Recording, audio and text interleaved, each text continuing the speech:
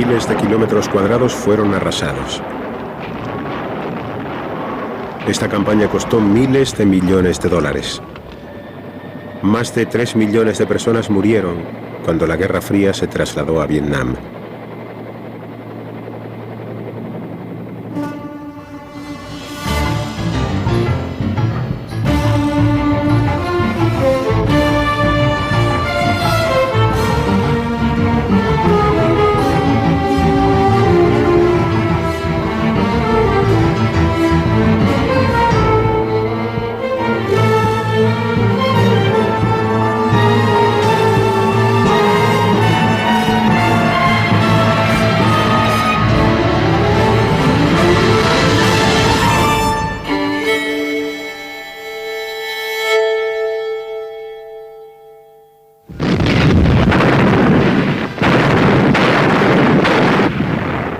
Dien Bien Phu, 1954. Una de las batallas decisivas de la Guerra Fría. A pesar del consistente respaldo norteamericano, los franceses terminaron perdiendo el control de su colonia vietnamita. Fueron derrotados por el ejército comunista del general Giap.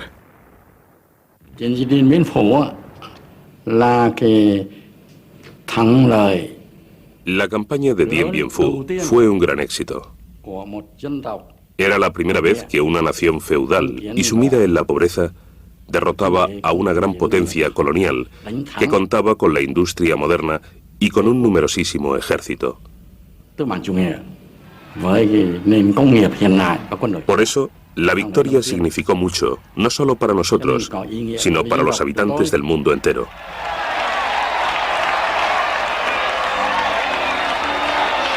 En Vietnam había un nuevo régimen. Se trataba de un régimen nacionalista, pero también comunista.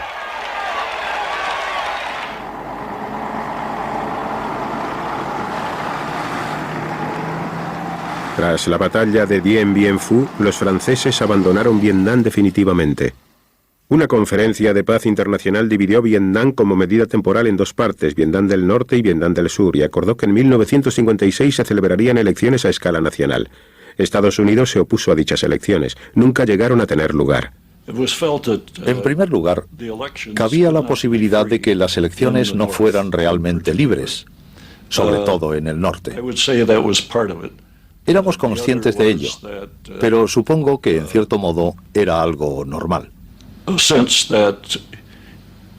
Por otro lado, aunque las elecciones fueran libres, con toda seguridad los comunistas tendrían el dominio y terminarían por hacerse con el control. Ho Chi Minh, el líder norvietnamita, había vivido en Francia y se había educado en Moscú. Para muchos vietnamitas era un héroe nacional, pero Washington lo veía como un instrumento del bloque comunista. Los norvietnamitas se propusieron realizar una serie de reformas bastante radicales en el país. Así fue como empezaron a perseguir, censurar y encarcelar a los terratenientes y a los llamados campesinos ricos. Las crueles políticas que practicaba el partido contribuyeron a agravar la crisis de los refugiados. En 1955, cerca de 1 millón de personas, algunas de ellas alentadas por agentes estadounidenses, huyeron hacia el sur. En Vietnam del Sur, los Estados Unidos respaldaban el régimen del presidente Diem, anticomunista decidido a oponer resistencia a Hanoi. Diem, persona despiadada y autocrática, no toleraba ningún tipo de oposición. En 1960 los comunistas crearon el Frente Nacional de Liberación, al que sus oponentes denominaron Viet Cong, para luchar contra Diem y unificar el país bajo el régimen de Hanoi. Desde Moscú se fomentaban todas estas iniciativas. Не заглушить вам голос народа, голос правды, который звучит и будет звучать. Конец, могила колониальному рабству. Долой его и похоронить его чем глубже, тем лучше. Let every nation know, whether it wishes us well or ill, that we shall pay any price, bear any burden, meet any hardship, support any friend, oppose any foe to assure the survival and the success of liberty.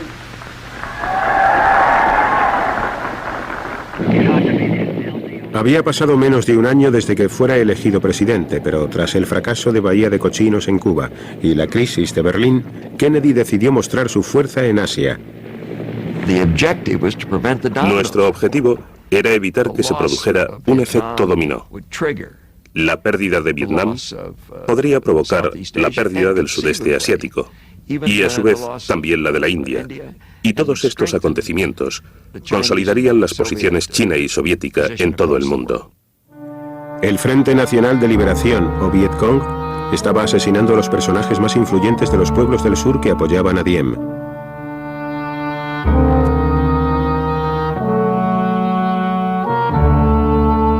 Tan solo en 1961, unos 4.000 oficiales de Diem fueron asesinados.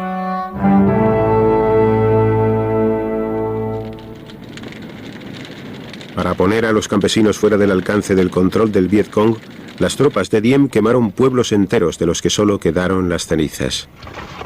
Sus habitantes fueron trasladados a aldeas estratégicas, zonas fortificadas construidas bajo la supervisión de asesores estadounidenses. Todos estos trastornos disgustaron profundamente al pueblo y muchas personas se pasaron a las filas del Vietcong. Los asesores estadounidenses formaban al ejército subvietnamita para contrarrestar las insurgencias. La violencia era algo rutinario.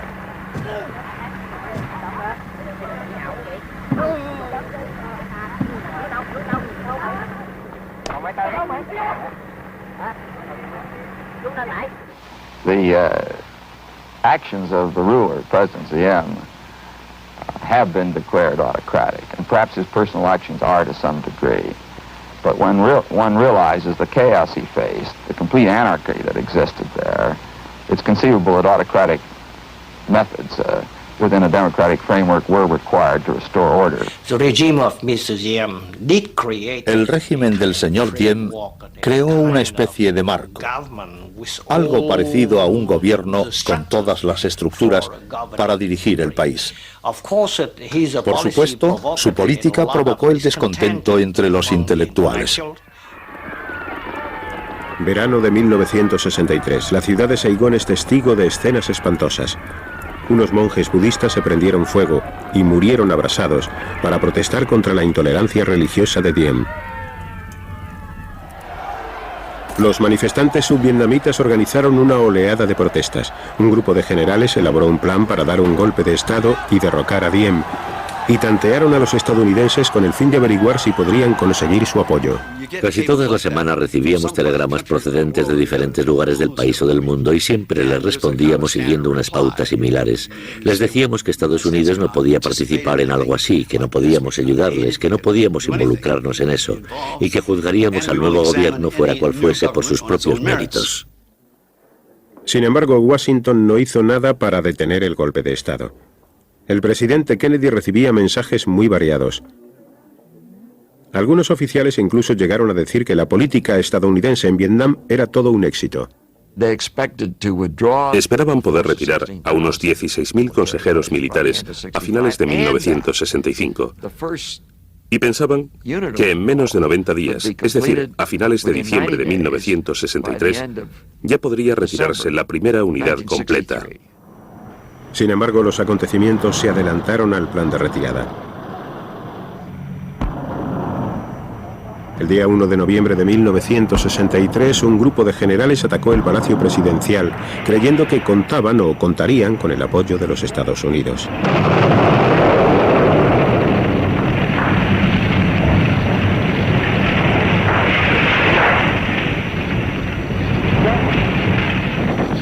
Al día siguiente, el gobierno había sido derrocado.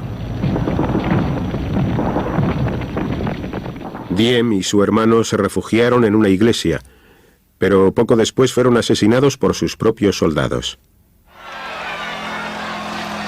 En un primer momento, el pueblo de Saigón respondió con entusiasmo al derrocamiento de Diem, pero el país se había quedado sin un líder definido.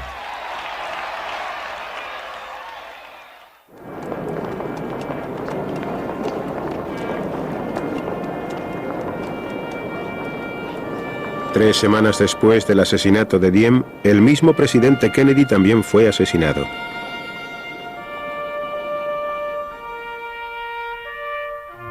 Kennedy recibió sepultura en el cementerio de Arlington, pero los Estados Unidos seguían teniendo un compromiso con Vietnam del Sur.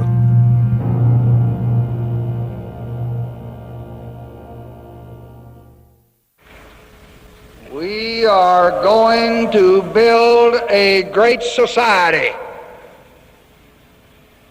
where no man or woman are the victim of fear or poverty or hatred, where every man and woman has a chance for fulfillment and prosperity and hope. Lyndon Johnson tenía grandes ambiciones para su país, pero al igual que Kennedy, estaba decidido a no dejar Vietnam en manos de los comunistas.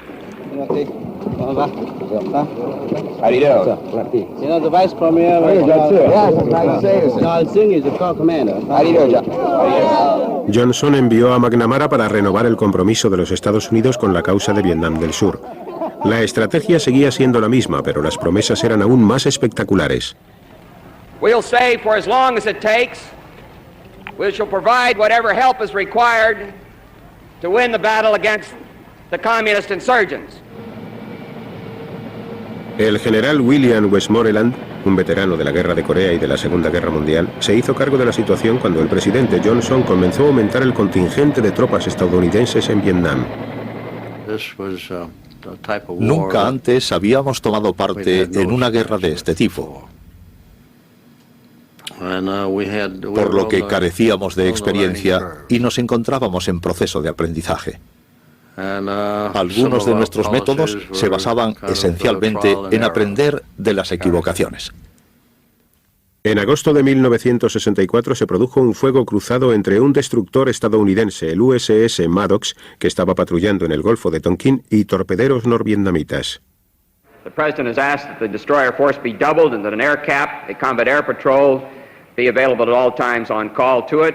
And as I think you know, he's issued instructions that in the event of a further attack upon our vessels in international waters, we are to respond with the objective of destroying the attackers. 2 días después, el capitán del barco creyó que estaba siendo víctima de un nuevo ataque. Uno de los pilotos no estaba tan seguro. Bueno, yo sobrevolé esos destructores durante 1 hora y media a menos de 100 pies, sin luces, fijándome en todo lo que hacían. Podía oírles charlar a través de la radio, el Maddox y el Joy, y al parecer en su radar aparecían unos blancos intermitentes.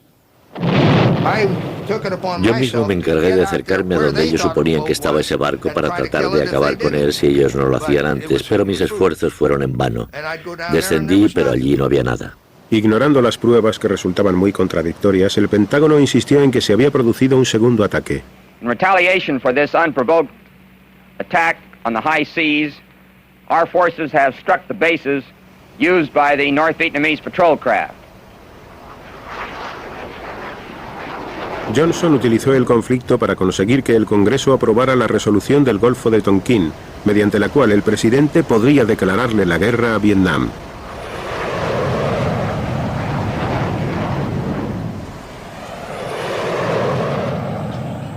En Vietnam del Sur, el Vietcong intensificaba sus operaciones. Ya contaban con unos 170.000 hombres y mujeres en el campo y podían moverse y operar por la mayor parte del país. Atacaron el centro de Saigón en repetidas ocasiones.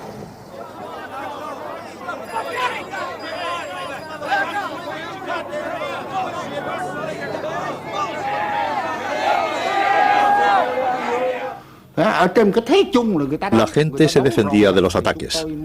Nosotros estableceríamos contactos con ellos y los guiaríamos. El movimiento de protesta organizado por estudiantes e intelectuales, en el que también participaban los católicos y budistas, estaba muy extendido. Y cuando vieran que nuestros métodos resultaban efectivos, no tardarían en unirse a nosotros. Saigón vivía en una situación crítica constante. Los ministros se sucedían y cada régimen era más impopular y corrupto que el anterior.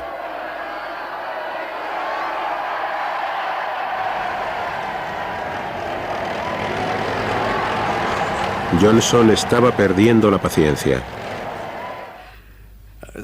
Un día estaba sentado con él cuando recibió la noticia de que en Vietnam había tenido lugar un nuevo golpe de Estado y que otro general había ascendido a la plataforma del poder. Entonces, frustrado, dijo: vaya por Dios, ya me estoy cansando de estos malditos golpes de mierda en Vietnam, me ponen enfermo, esto tiene que acabar. Johnson estaba en plena campaña electoral de 1964. La gran sociedad que tenía la esperanza de construir era el tema central de su programa, pero el comunismo y la Guerra Fría estaban ahora más que nunca en los primeros puestos de su agenda.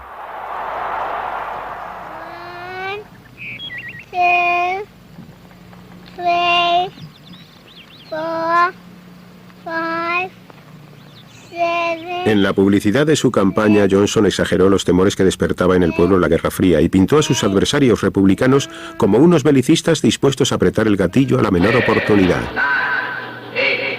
7, 6, 5, 4, 3, 2, 1, 0. These are the stakes. To make a world in which all of God's children can live, or to go into the dark. We must either love each other, or we must die. Vote for President Johnson on November 3rd. Johnson obtuvo una victoria aplastante.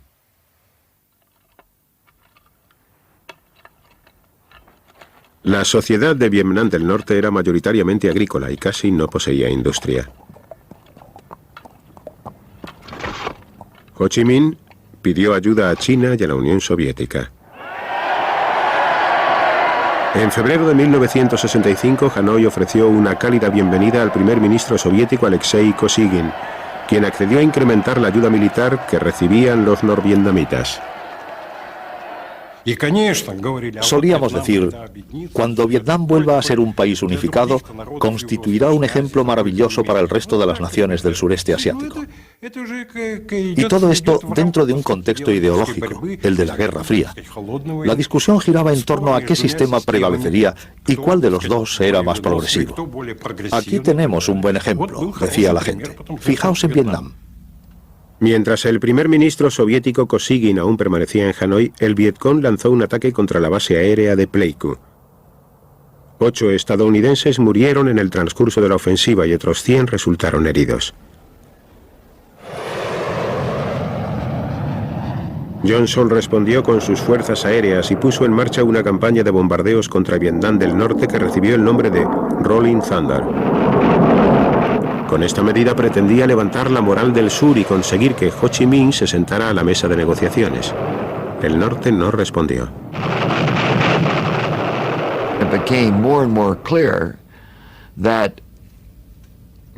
Cada vez estaba más claro que el presidente Johnson tendría que elegir entre resignarse a perder el sur de Vietnam o tratar de salvarlo, haciendo que las fuerzas militares de los Estados Unidos intervinieran y asumieran la mayor parte de las misiones de combate.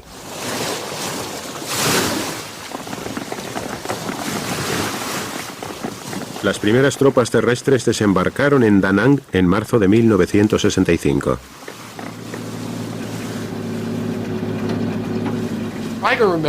Aún recuerdo que cuando estábamos saliendo de Okinawa, uno de los jefes de mi brigada dijo: maldito Vietnam. Estábamos deseando ir allí, deseando tomar parte en algo que no fuera el entrenamiento o la instrucción.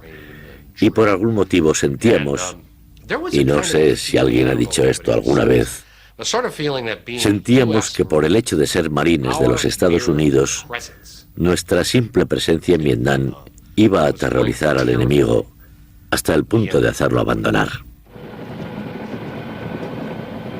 Los Estados Unidos se habían embarcado en la que sería la guerra más larga de toda su historia.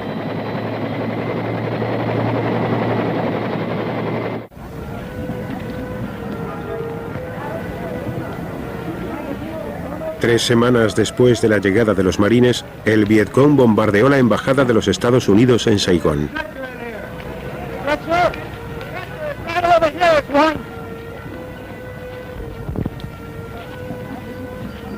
Johnson estaba convencido de que detrás de estos ataques se encontraba la China comunista. Their target is not merely South Vietnam. It is Asia. Their objective is not the fulfillment of Vietnamese nationalism. It is to erode and to discredit America's ability to help prevent Chinese domination over all of Asia. Lo cierto era que en aquellos momentos China estaba proporcionando menos ayudas a Vietnam que la Unión Soviética. Aunque no disponían de muchos aviones, los pilotos norvietnamitas estaban siendo formados en la Unión Soviética.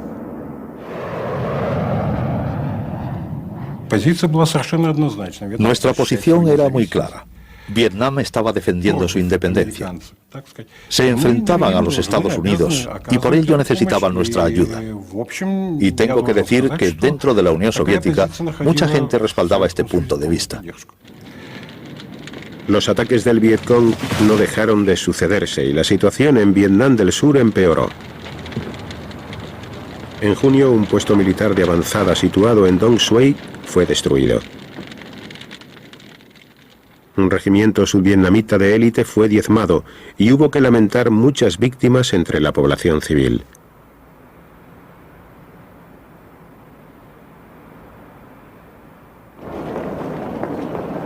McNamara regresó a Vietnam para hacer una nueva evaluación de la situación de guerra. Y buscó las estadísticas que le servirían de gran ayuda para controlar el estado del conflicto. El señor McNamara llegó y de un modo u otro se las arregló para no permitir nunca que el general vietnamita le hiciera preguntas. Inmediatamente empezó a pedir un montón de estadísticas con la rapidez de una ametralladora y anotó todas las indicaciones en un bloc de notas amarillo. Tan pronto como le dieron las respuestas que había solicitado, las cogió y se fue. No le interesaba lo más mínimo la opinión de los vietnamitas. Entonces el presidente Johnson se convenció de que sin el apoyo de un numeroso ejército estadounidense, Vietnam del Sur estaba condenado. I have today ordered to Vietnam the Air Mobile Division and certain other forces which will raise our fighting strength from 75,000 to 125,000 men almost immediately. Additional forces will be needed later, and they will be sent as requested.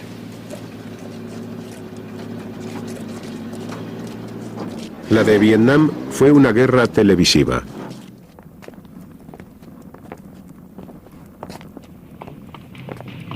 Con, let's move in with those other guys. This is what the war in Vietnam is all about. The old and the very young. The Marines have burned this old couple's cottage because fire was coming from here. 150 homes were leveled in retaliation for a burst of gunfire. In Vietnam, like everywhere else in Asia, property, a home, is everything. A man lives with his family on ancestral land. His parents are buried nearby. Their spirit is part of his holding. If there were Viet Cong in the hamlets, they were long gone. The women and the old men who remained will never forget that August afternoon.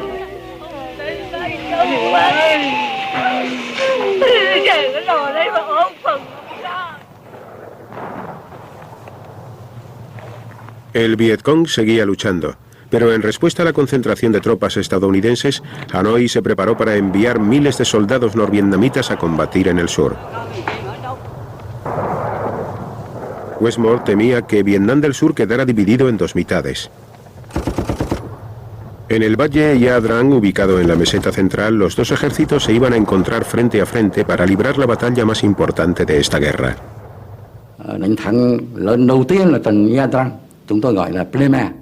La batalla de Ya Drang fue nuestra primera gran victoria. En ese momento llegamos a la conclusión de que podíamos combatir contra los estadounidenses y salir victoriosos del trance.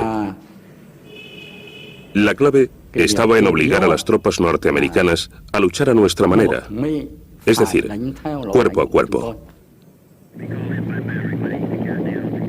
Aunque los estadounidenses derrotaron al ejército norvietnamita en Ia Drang, las bajas fueron muy numerosas.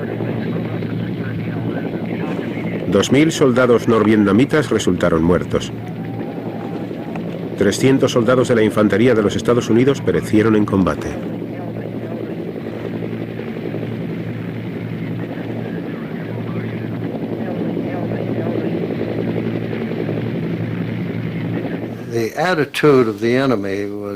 La actitud del enemigo no se podía comparar con la que hubiera sido la nuestra en esas mismas circunstancias.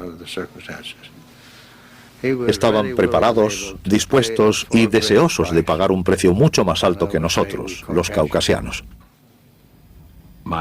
En mi compañía hubo relativamente pocas víctimas, y digo relativamente pocas. 17 soldados murieron y otros 45 resultaron heridos, por lo que la unidad no era efectiva para el combate con todas esas bajas. Afortunadamente, fuimos capaces de resistir esa parte de la batalla.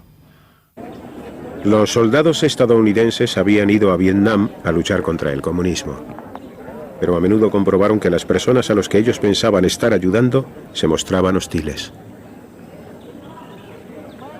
A las tropas estadounidenses les resultaba imposible identificar a los amigos y a los enemigos entre los vietnamitas. ¿Cómo distinguir a un civil de un soldado del Vietcong? Bueno, es fácil si te dispara o si va armado. Pero ¿qué sucede si después de un tiroteo se encuentran cuerpos pero no armas? Entonces nos dijeron, si está muerto y es vietnamita, es un Vietcong. Esas fueron las palabras exactas. Salíamos, asegurábamos una parte de terreno durante las horas de luz y nos rendíamos. Y digo rendíamos porque no nos expulsaban de allí. Puede que rendirse no sea una palabra muy acertada, pero abandonábamos los territorios porque los helicópteros nos recogían al caer la noche para devolvernos a la seguridad del campamento base. En lugar de conservar esos territorios, los estadounidenses utilizaron su movilidad superior para identificar y destruir misiones.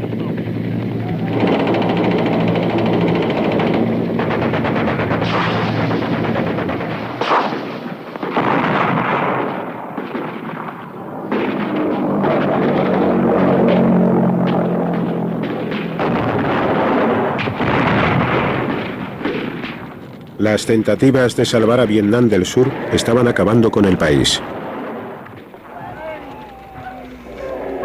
Las operaciones del Vietcong continuaban. Đúng 8 giờ đêm 22 sáng 23, tức là dập. El día 23 de marzo a las 8 de la mañana les atacamos. Hủy diệt 37 chiếc máy bay. Nuestra artillería destruyó sus aviones Chết một. Y matamos no solo a algunos guardias, sino también al intendente. Nuestra unidad de comando también arremetió contra la Academia de Formación de Policías. Muchos reclutas que pronto se convertirían en policías murieron en el ataque mientras veían una película. En otra tentativa para animar a los norvietnamitas a negociar, Johnson suspendió la operación Rolling Thunder. Luego volvieron a ponerla en marcha otra vez. La táctica fracasó.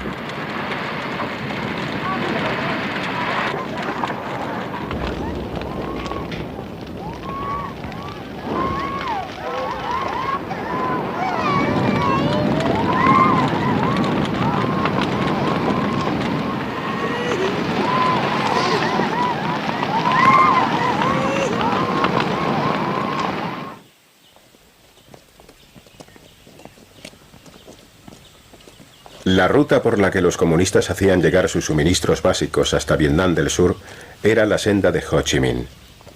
Se trataba de una red de caminos que unían el norte con el sur atravesando las selvas de Vietnam Central, Laos y Camboya.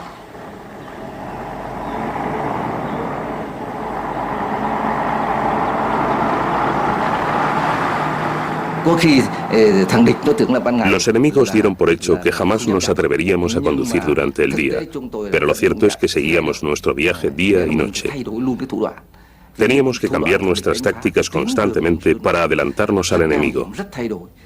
Sus planes para atacar la senda eran maliciosos y cambiaban constantemente, pero fuimos más hábiles que ellos.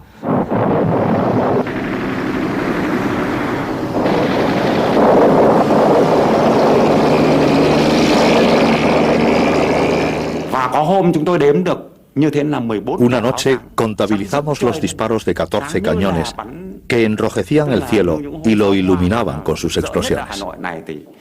Parecía la noche de los fuegos artificiales en Hanoi. Condujimos toda la noche entre las balas y el humo.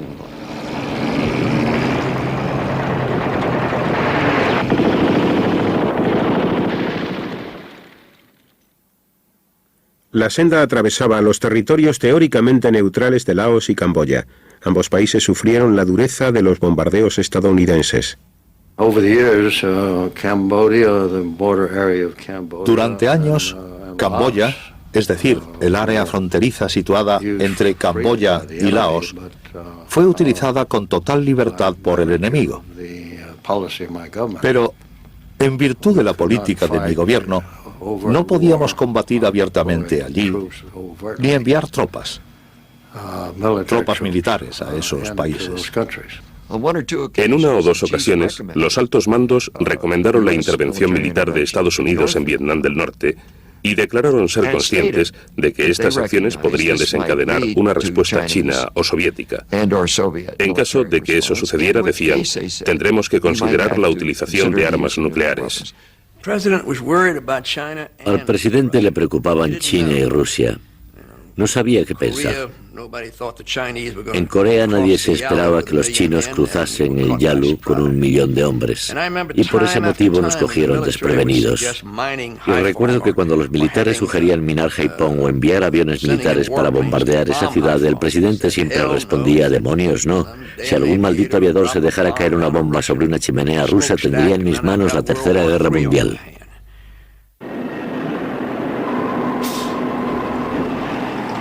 El volumen de las ayudas que recibía Vietnam del Norte se vio afectado por las crecientes tensiones entre la Unión Soviética y China.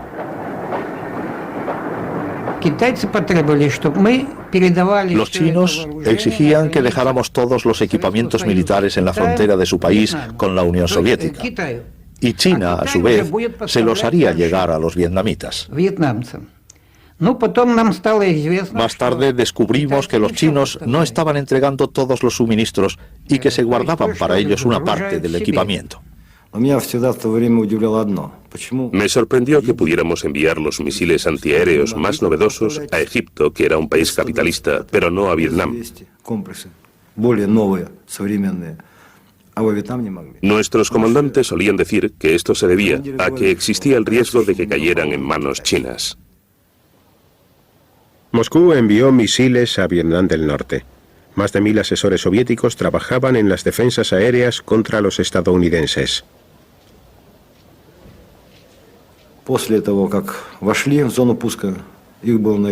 Cuando entraron en nuestro campo de tiro, vimos 6 aviones en la pantalla.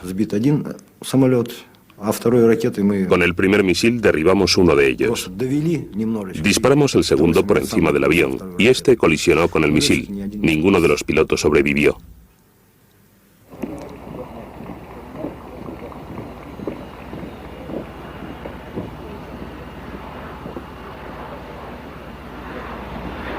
Cada año aumentaba la cifra de bajas entre las tropas estadounidenses.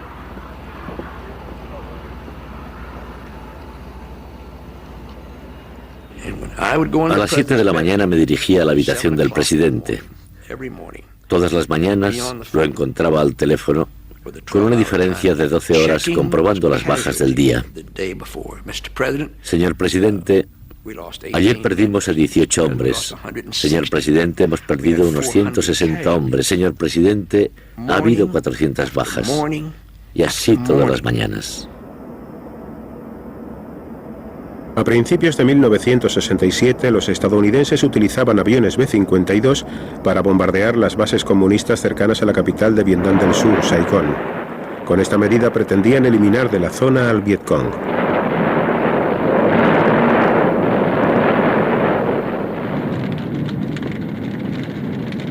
La ferocidad y la aparente futilidad de la guerra provocaron un creciente descontento en los Estados Unidos. This confused war has played havoc with our domestic destinies. Despite feeble protestations to the contrary, the promises of the great society have been shot down on the battlefield of Vietnam. The pursuit of this widened war has narrowed the promised dimensions of the domestic welfare programs, making the poor, white and Negro, bear the heaviest burdens both at the front and at home. Desesperado por la necesidad de presionar aún más a Hanoi, en el mes de agosto Johnson decidió aumentar la zona de los bombardeos unos 16 kilómetros dentro de la frontera china. First, I would like to make it clear that these airstrikes are not intended as any threat to communist China, and they do not, in fact, pose any threat to that country. We believe that Peking knows that the United States does not seek to widen the war in Vietnam. La posición de Johnson se había debilitado con la aparición de un movimiento contrario a la guerra en los Estados Unidos. Come on, mothers throughout the land, pack your boys off to Vietnam. Come on, fathers, don't hesitate. Send your sons off before it's too late. Be the first one on your block. Have your boy come home in a box. And it's 1, 2, 3. What are we fighting for? Don't ask me, I don't give a damn. Next stop is Vietnam. And it's 5, 6, 7. Open up the pearly gates. Yeah, there ain't no time to wonder why we all wanna die. Sintonizando la AFN, se podían ver los disturbios y motines en las calles, y los muchachos decían, un momento, ¿por qué estoy aquí luchando? Cuando los chicos que están en casa dicen que no es lo que debo hacer.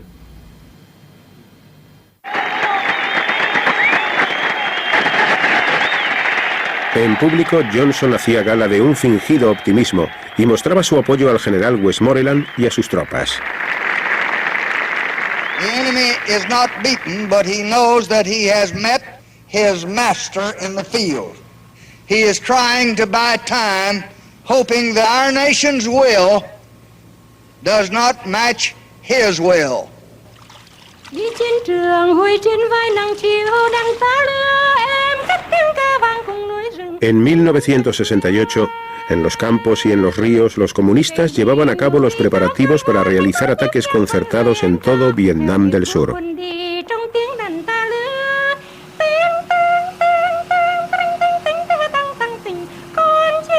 Trasladaron a la zona meridional armas, municiones y provisiones para la ofensiva que habían preparado y que tendría lugar el día en que los vietnamitas celebran el Año Nuevo, el Tet. Los comunistas confiaban en desencadenar un levantamiento generalizado en todo el país. Los taxis llevaron crisantemos a Saigón para el mercado del Tet. Camuflados entre las flores estaban los AK-47. El pueblo apoyaba la revolución y nos ayudó a penetrar en la ciudad evitando los controles de seguridad. Llevábamos otro tipo de ropa y poseíamos documentos de identidad falsos. El pueblo de Saigón nos ocultó en sus casas. No quería que el enemigo supiera que yo era consciente de lo que estaba pasando. Y realmente lo sabía. Cometí un error al no comunicárselo al público americano porque al final nos cogieron por sorpresa. La potencia de la ofensiva del Tet supuso un duro golpe para el general Westmoreland y para el público estadounidense. En la televisión, los norteamericanos pudieron ver a sus aliados subvietnamitas luchando con los soldados del Vietcong en las mismas calles de Saigón. Y lo que era aún peor, vieron cómo los comandos del Vietcong entraban en la embajada de los Estados Unidos.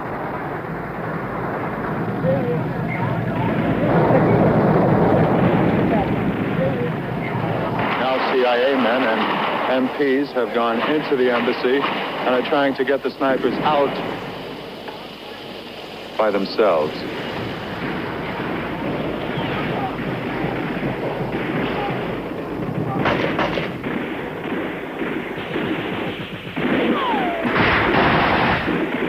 Con la ofensiva del TED en su punto álgido, los líderes políticos estadounidenses se volvieron hacia el presidente. It is said the Viet Cong will not be able to hold the cities, and that is probably true. But they have demonstrated, despite all of our reports of progress, of government strength, and of enemy weakness, that 500,000 American soldiers, with 700,000 Vietnamese allies, with total command of the air, total command of the sea, backed by the huge resources and the most modern weapons, that we are unable to secure even a single city from the attacks of an enemy whose total strength is about 250,000. La batalla más encarnizada de la guerra se libró para recuperar la antigua ciudad de Hue.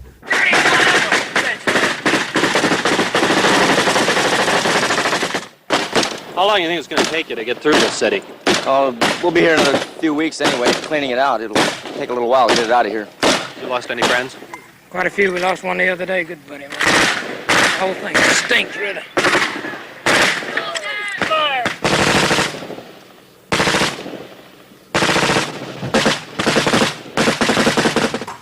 Cuando consiguieron recuperar la ciudad de Hue, los Estados Unidos comprobaron que los comunistas habían asesinado a miles de civiles. La ofensiva del TED fue una importante derrota para el Vietcong. Habían fracasado en su objetivo de inspirar un levantamiento nacional. Sin embargo, Johnson estaba asombrado ante la escalada de la ofensiva. Decepcionado, el secretario de Defensa McNamara había abandonado su cargo, y Johnson puso en su lugar a Clark Clifford. Le hacía preguntas como, ¿cuándo va a terminar esta guerra? Bueno, no lo sabemos. ¿Cuántos hombres más crees que perderemos? Bueno, la verdad es que no lo sé. Al final fui al grano y le pregunté, ¿y cuál es nuestro plan para ganar la guerra de Vietnam? Y resultó que no había un plan. Nuestra estrategia consistía simplemente en aguantar y a la larga en esperar que finalmente el enemigo se diera por vencido. Johnson estaba convencido de que no podía ganar la guerra en los campos de batalla y de que tenía que negociar. I renew the offer I made last August to stop the bombardment of North Vietnam. We ask that talks begin promptly, that they be serious talks on the substance of peace. Lo que dijo después asombró al mundo entero. I shall not seek, and I will not accept the nomination of my party for another term as your president. En mayo de 1968 comenzaron las negociaciones de paz en París. Pero pronto llegaron a un punto muerto. Los comunistas estaban decididos a gobernar sobre un Vietnam unificado, pero Estados Unidos no estaban dispuestos a abandonar el sur. Mientras continuaban las arduas negociaciones, los republicanos hacían campaña para la presidencia.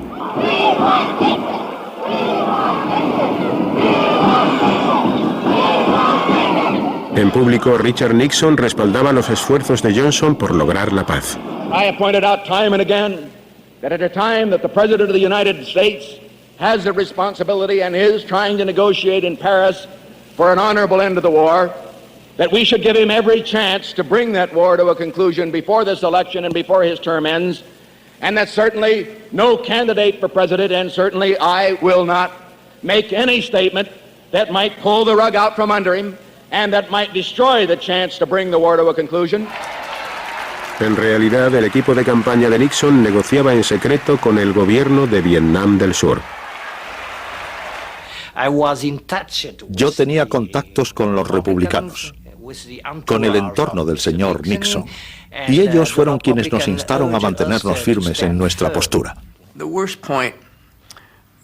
Para Lyndon Johnson este fue uno de los peores momentos porque se dio cuenta de que las negociaciones se habían estancado y además, yo sé a ciencia cierta que con las elecciones del año 1968 a la vuelta de la esquina, llegó a sus oídos que Nixon o uno de sus emisarios estaba tratando de convencer a los sudvietnamitas.